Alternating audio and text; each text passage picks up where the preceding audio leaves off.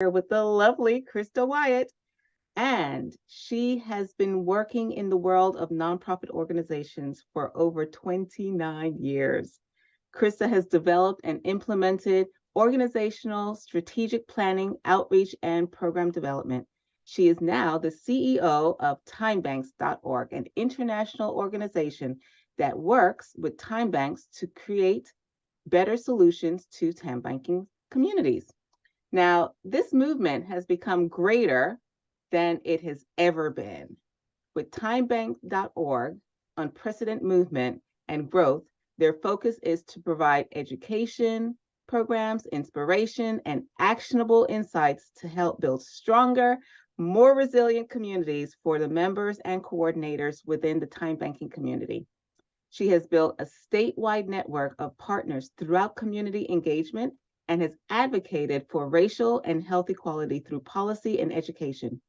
Krista has spearheaded several initiatives that created a more agile organization, accelerating the nonprofit's ability to respond to their mission and the digital age while ensuring deeper engagement with communities. Welcome, welcome, my lovely Krista. How are you today? Wonderful. Thanks so much for inviting me. I appreciate it. I'm excited to share about what's going on in the time bank world. Well, I am so honored and blessed to have you here with us because, as you know, with It Takes a Village Ministry, one of our key themes is that we build immunity through community. And when I learned about you guys in the time banking world, I said, oh my God, this is so awesome. It takes that whole concept of investing in our community to a whole new level. So now, before we begin, let's go back to the beginning. And can you share with us what is time banking? What is it all about? Well, I will start by just by sharing that time banks in itself started with Edgar Kahn. He is the modern father of time banking, and he is the one made it happen here in the U.S. as well as in the world. He started time banking after having a heart attack. About 30 years ago. And what he wanted to make sure is that everyone felt valued, no matter what state you're in. And that's where time banking was launched, was that feeling of making sure everyone was included in your community. It's that sense of connection and relying on each other. Yeah. So to answer your question, we've been out there for close to 30 years. And it is ever growing and ever evolving in the time bank world. And, you know, what our mission is to not just build the movement, but just to meet where the community is and what their needs are. And so for us to spend in the last, 3 to 5 years of really investing and learning about, what is going on in your community and how can we make it better? How can we build that trust? Yeah. And really finding those type of programs that are out that are really effective to build those community skills. And so we're excited. We're just moving along. So much to do. So tell us again, what is time banking exactly? Oh, that's right. So yes. All right. So what's time banking? Great question. Time banking is when you give an hour, you receive an hour. It's as simple as that. We have whatever, it comes in different names, from time credits to community credits. It really is just investing an hour of your time. No matter what you have to offer, it is an hour of your time. And that's what's, we see ways in terms of exchanging their time is, you learn skills, you learn how to play the, musical instrument, you rely on each other for babysitting, all kinds of things in the time banking world that you could give back to also receive. And so that is the basic concept of time banking that it's out there. One of the things I really love the most about time banking is this whole concept of sharing your time. A lot of times we get so overwhelmed with all the 50 million things that are happening in the world. And many people are in a position where they may not be able to give their money, but we are all able to give our time. if we choose. And to have that understanding that your time is as valuable, if not more valuable, than material goods. You know, I just saw on the time banking where a person asked for someone to just share time for conversation. And oh my God, it just hit my heart, you know, because what many people don't realize is isolation and loneliness is a significant killer in our community. And so something as simple as just saying, you know what? I'm going to share my time. I'm going to share a conversation with someone. Ah, Right. Yeah, what I learned about Edgar was one of the videos. I can't remember where he had it, but a woman stood up and she said, you know, I have nothing to give. hmm, And Edgar goes, but you have love to give. And that's what did it for me in time banking. It's not about it. It's not transactional. It's building a relationship. It's learning to feel valued as a human being. That's what time banking is. And I think there's, you know, two different sides of time banking. One, and both work, but one is it can be transactional. mhm, And what I love about time banking, where it comes from my heart, is that relationship where you just met somebody and I'm going to learn to trust you to come in my home. I'm going to learn from you of what your experience was, mhm, what you have faced during, whether it was feeling neglected or hurt. You know, for me to hear those stories and then give back, it is just a healing each other mhm, of just saying, you know what, I'm listening. That's all we can do is just to say, I'm going to be here just to listen. And I think that's very healing for our community, is that, you know, our community people go through so much, and just to share it without any bias or prejudice, I think is important. So sharing each other's stories is a big, big deal about time banking. And I think that that is what really needs to be done more and more. It's, you know, time banking, we talk about our core values, and respect is one of them. I just had a conversation with that. You know, as a society, we're growing into pockets of mhm, reacting in a way where if we just put our armor down and just listened and shared, you know, what's going on, but also just respecting your views as well. I think that is important. So, yeah. Now, do you have a personal story in terms of why you became involved in time banking? yeah, absolutely. I learned about time banking. Actually, it was a health center that I worked for. And what we did is we created a mentor program, Hmm, and it was for cancer survivors. And I think that really started it. We had, you know, a mentorship that was in a jar, and there were inspiration quotes of people who were just recently diagnosed. And inspiration quotes are great. You know, we read them, they're like, yeah, we'll put that on our refrigerator. But to me, I needed to make sure that if you have just been recently diagnosed, you need to know immediately that you're not alone. yes. And so that's when I learned about time banking, is if we implemented a program where we had a newly diagnosed survivor, linking them with someone who already went through, you know, hell and back, came Mm, back from such an atrocious time, from, you know, from surgeries to different stages of their cancer journey, but then gone through it, that they're able to give back. mhm, And that power of seeing someone who went through it and then said, you know what, because I'm giving it back, of sharing that I'm going to be there for that person, is, it was incredible. It was you could feel the energy in the room of after they met, and the other person who felt, you know, that the world is going to end. This mm, is it. It brought them hope. So yeah, that's what started with me in time banking, is that giving and receiving part, because I think that as a society we have grown to receive, but it's really hard to give, yeah, or receive both, receive and give at the same yeah, time. And I think that, you know, there's so many different nonprofits out there that are pertaining to different community needs. But mm, for me, Time Bank goes into a community and it meets everybody's needs. yes. And that's the power of time banking.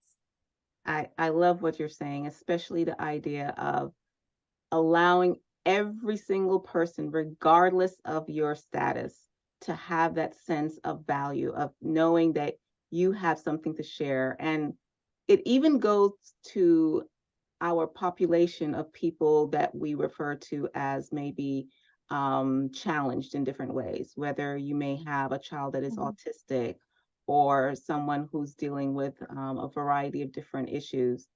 You can always find a gift that that person has, a talent that that person has. You know, I think about my daughter who's special needs, and her talent is just talking. Oh my God, she could talk to a rock. You hear me?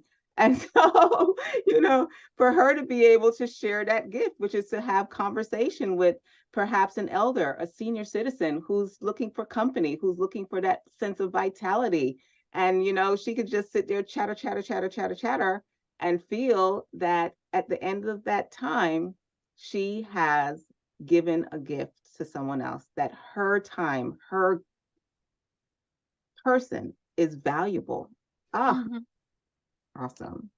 It is awesome. I hear that more now of, you know, during after, well, actually after COVID, there were two different types of people that I saw. Was one who actually enjoyed that isolation and then but still wanted to give, but then there's the other type where they wanted to do it over and beyond, get out there and get it back into the community. And that was also people with special needs, people with disabilities. And I met someone who has a time bank that deals with the older disability community. And just to really recognize that in her community, all of the people that joined that time bank have something to give, you know, making pizza, listening to their stories, to playing even a video game, or playing a card game. To me, that sense of shared space, that I'm important to, it just gives them a sense of empowerment that they are part of this, not just the receiver part. They're just part of this connection in our community. And it feels, it's a reward to feel valued. And I love that. I love that. So now what is one mistake or misunderstanding that you have found that people may have with regards to time banking? I wouldn't say it's a mistake. What I do see is that there are two coins to this. I think that one sees it more transactional, where they have to earn these credits. And because we have been in such a, you know, we've been in part of capitalism for hundreds of years now, that we're so programmed to look at this as more transactional. I think that like I mentioned, is to see time banking as more of an experience. Okay. Is my direction, my personal direction, because to me, if we keep living in a world that is just pure transactional, I don't see that much value, because, you know, there's different types of currency and it's weighed by, you know, a currency rate, but there's no leveling when it comes to the currency of your time. Your time is valued. So I don't see it as a problem. I think it's just something that people choose to do it that way, and that's fine. It's just that if we could create more of a place where we loved with one another and just realize it's not something that we are a paper. We are not a certificate. We're not a but we're more than that. And I think that is the challenge, is that we have to, it's just a whole new way of thinking. It's a whole new way of thinking for the last 30 years. I think if you're going to say if it's a problem, I think marketing and sharing what time banking should be in every community. Exactly. You know, that is our challenge, is that it's this aha moment, like you know, why are we in a society that we have to overcomplicate it? You know, let's just it should be default mode. It should be default. It's like we are going back in time, thousands of years of gathering each other and we're gathering in the things that we need as a community and sharing. It's like we're hitting the reset button. Yeah, I understand exactly what you mean, because I say the same thing with our organization. It takes a village. It's like why is this so hard? This is the way we used to do things. And it's like now it's like you're looked at as a crazy person if you're proposing these things, and you're like, wait a minute.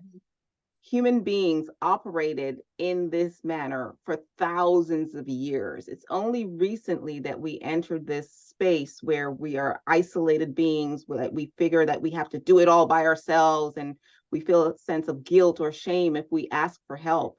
So I understand completely. And I think the one challenge I can foresee with time banking, because of the people that I know that I usually attract that are over givers in a way, that to also allow yourself to receive, because in receiving you're allowing someone else to have the gift of giving. So I think that would be my one caution. There are many people that feel like they have to give. They get give and give and give and give, and they don't take time to just breathe and let someone love on them. Exactly. Exactly. I think that there are, what we see now after COVID is a lot of time banks have hit the reset button. Mm, And in the past, they were focused on, I would say, focused more on the transactional and digital world. mm, And us revisiting our community and knocking on doors is something mm. that we haven't done in a while. Yeah, Knowing our neighbor's name, yeah, our yeah. postal carrier's name. It's that sense of, that's what community is knowing each other. Mm-hmm. And I think that is a challenge, is that it's really understanding, are you meeting the needs of your community, whether in different organizations? Is that really wanting to see, what can I do for you? But you know what? I also have some needs too. Yeah. I think that is another way of restarting a time bank, is reminding each other, Mm. name 5 things that you have in your house right now that you need done. And they've just been sitting there, Mm-hmm. Mm-hmm. right? How Mm-hmm. many times have we, you sit around and you're like, I have to do this weekend. There goes my, walk at the park, because now I have to stay home and, Mm-hmm. clean the garage. Mm-hmm. It's just that aha moment of, wait a minute, I have a time bank. Mm-hmm. I've given so many hours. It's time to say, I would really love for you to come over and help me clean my garage, Yeah. Yeah. that. And, here's the thing. It's not just, it can be so much more than that. It's that person coming into your house or your garage, Mm-hmm. and you get to, work with them, and you start talking. You talk about your past life experiences, whether you've had cultural indifferences with other people, or if you've just had, you've been isolated. Think any story that you just feel like you want to share, you have another person listening. Yeah. So it's like you've just earned another hour because you were listening to somebody else. But that's what I love about it, is just that sense of, you've just met a new friend. Mm. It's not just someone who is like, that's what I'm trying to say, is staying Yeah. away from that transactional. It's that Exactly. experience. I I I love love that. that. I love that you're emphasizing that it's not, and I think that for me is one of the distinguishing differences between time banking and bartering. Mhm. Bartering is very transactional. I do this, you do that. And time banking, as you said, is more of an experience. And what I share to people is that it's a matter of investing in the community, because when you invest your time into the community, you may not receive from that person that you gave to. You are going to more likely receive from other parts of your community, if not from the international part of the community. And that's what I really enjoy about timebanking.org. So, ladies, I encourage you to look into the show notes and click on the link for It Takes a Village Time Bank and join our Time Bank, so that you can not only be able to share and receive with your community, that's your local community, but also the beautiful thing about this Time Bank is that it allows you to also share and receive from an international community. So I thank you, Krista, for joining us today and giving us a little bit more of a peek into the world of time banking. Is You there got it, any my last thing friend. that you would like to say to our audience before we close out? Well, I love the fact that you started your time bank with It Takes a Village. I think that is going to be phenomenal, especially you reaching out to the international community. What I would also love is that your members, your community gets to share each other's gifts, not only on, in your area, but around the world. And to me, when we look at cultural diversity and understanding and respecting one another, you are just you already know it, is that you're educating and your other members will be educated as well to learn about other people's cultures. And I think that is so important, from sharing recipes to your time, or learning a new language. There's so much potential of learning from each other and just opening that door to a more of a global world, that utopia that we've been dreaming about. So I love that. Awesome. So ladies, once again, be sure to go into the show notes and join our Time Bank and experience the world of giving and sharing and reciprocity. We look forward to being with you again for our next episode. And until then, peace and blessings. Bye.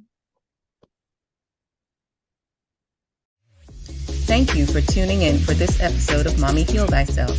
If you like what we're doing here, please share, subscribe, like us, and leave a comment. Your feedback is very much appreciated.